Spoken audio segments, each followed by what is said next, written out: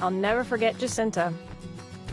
Every caseworker has that case that she'll never forget, and Jacinta was that case for me. Despite several challenges, I know that for Jacinta and her family, what I did made a real difference, and the child welfare system worked, like it's supposed to. Jacinta is my success story. By the time I met the family, the girls were both teenagers and their life's journey had taken its toll. They had been in and out of foster care. Jacinta had been hospitalized numerous times for an eating disorder. Her sister Priscilla was placed into a group home and struggled with severe anxiety. And their mom had her own serious mental health challenges. This family had it rough. Jacinta had been through multiple placements, including a congregate care facility. Her individual needs were so unique that finding a family placement, much less maintaining one, was difficult at best. The one bright spot in Jacinta's life was her school. She was a brilliant young woman, naturally smart in virtually every subject, creative, really a force. But there was only one foster home that would accept this child, and it was 20 miles from her school, which might as well have been in another city, taking over an hour's travel time each way in city traffic. But the school was her one bright spot. I heard about a new program in the county that Jacinta and her family might benefit from. It involved a team approach with specialists from multiple disciplines, school, mental health, and Medicaid, that provided intensive services and had additional flexible funding for other expenses to help support Jacinta. There was a lot of paperwork to fill out, and I had to pull together every piece of medical and social history I could find, and then crossed my fingers that this would be the thing that worked. Jacinta was assigned a team of specialists, one who worked with the school to pay for Jacinta to have daily transportation, a therapist who visited both her and her mother weekly, and a psychiatrist to see her monthly. There was a stipend for the foster parents to buy the food that Jacinta could eat. There was a parent mentor to help her mom get the support she needed to work toward reunification, and a coordinator to make all of this happen. They even froze my own caseload at a low of 17 kids so I could manage weekly home visits with Jacinta, Priscilla, and her mom, as well as keep up with the frequent court hearings and reports that the judge was requiring of this very special case. I could tell that all of these things worked. Jacinta was able to continue in her school, where she continued to make high marks and even participated in extracurricular activities. Her mom's symptoms and behavior stabilized, and Jacinta and Priscilla were eventually able to return home. The family remained resilient and learned how to seek help earlier, and how to recognize when they needed more help, and how to get that help. Things weren't perfect, but there weren't any more hospitalizations, and they didn't re-enter the child welfare system. I even ran into Jacinta's family on the bus one day a few years later.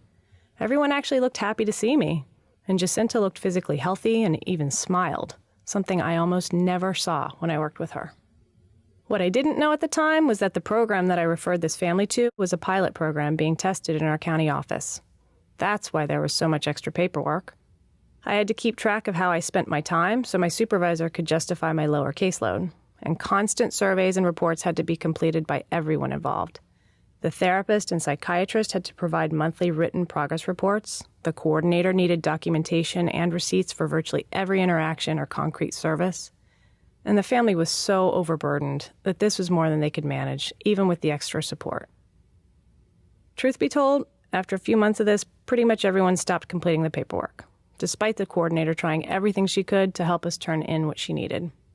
Of course, this was all part of the evaluation of the pilot, and whether or not those services were going to be continued or expanded completely depended upon the evaluation findings, which completely depended upon finishing the surveys, the receipts for concrete services, the multiple progress reports, all of those things that I chalked up to typical bureaucratic tasks that no one would notice in the sea of cases and paperwork.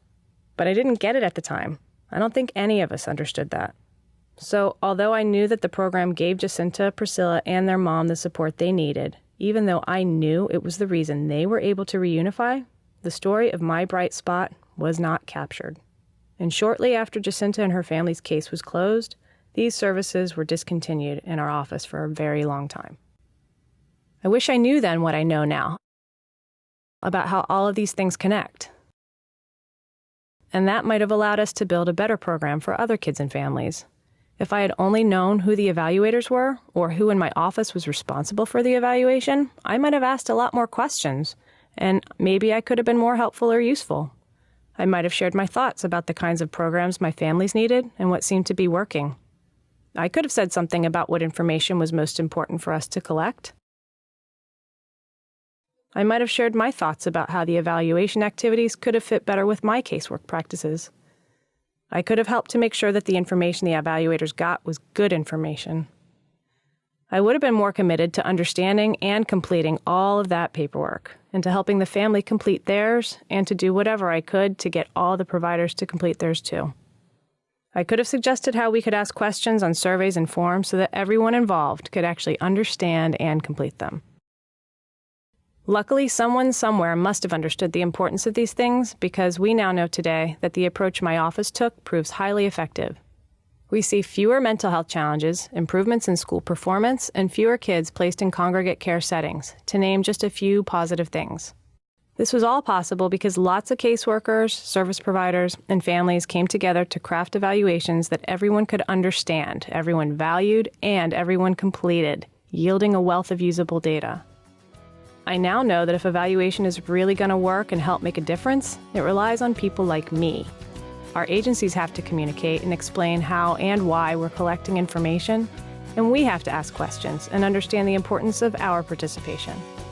What I say and do as a caseworker is important not just to the kids and families I work with, but it can also impact future services for other children and families. And it can affect what other child welfare professionals across the country learn too. Jacinta and her family are one success story, and I want to be a part of so many more.